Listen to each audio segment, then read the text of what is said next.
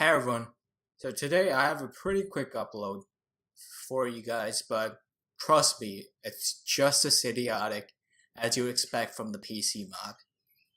So Richard Brooks, the smug PC idiot, someone from the National Union of Students, is explaining his case for no platforming certain groups from universities.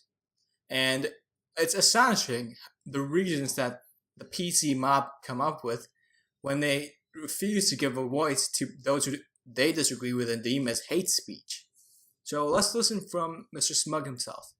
Let's bring in Richard Brooks, who is the Vice President of the National Union of Students. Morning to you. Good morning. Are too many people being silenced? No, I don't think so at all. Apart from the people who reject the PC narrative, of course, no one's being silenced. NUS's no platform policy was born out of the 1970s, where there were fascists and racists coming onto campus.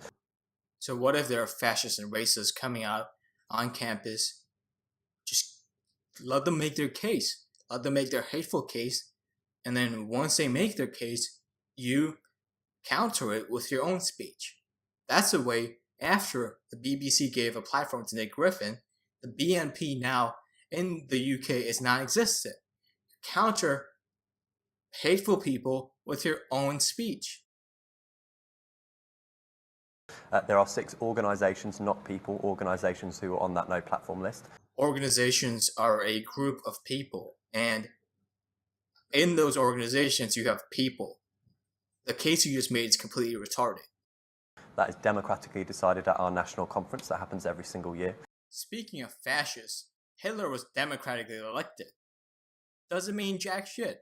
Democracy, on principle, on essence, and in terms of practicality, is mob rule.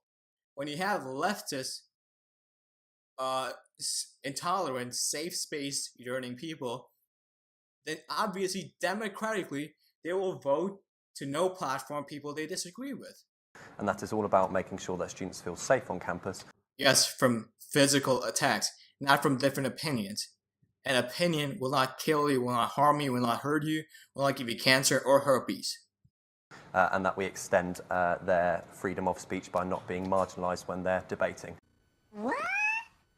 That is very different to a safe space policy. No, it's exactly the same as a safe space policy. You're simply not allowing other opinions to be heard, creating an echo chamber for the leftist ideology to rule over everyone in an institution which is meant to be about a free marketplace of different ideas. Which is based on the idea that every single person has freedom of speech and everyone has equal right to freedom of speech. However, some people have more equal rights than others. Say that again.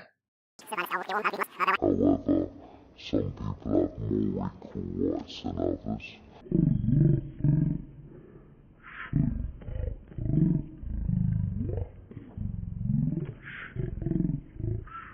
However, some people have more equal rights than others.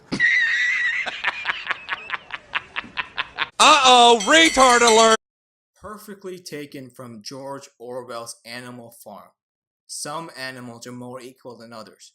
In this case, for leftists, it's those who they disagree with, they have less rights than them. And besides, idiot, the fact that you say some people have more equal rights, that's an oxymoron.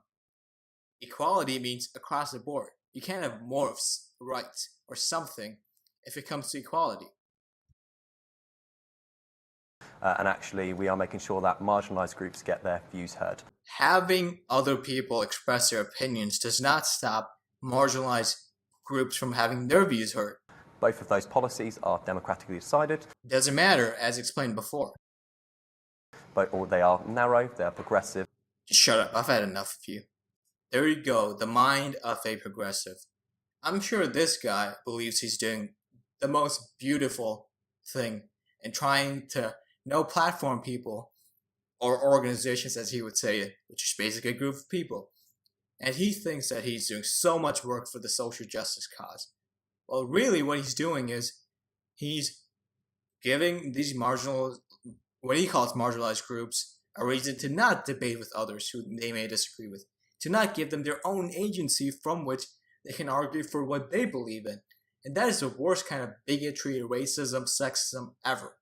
When you tell individuals that they must fit in this criteria of being marginalized, being a victim, and then not allowing them to pursue their own ways of striving in life,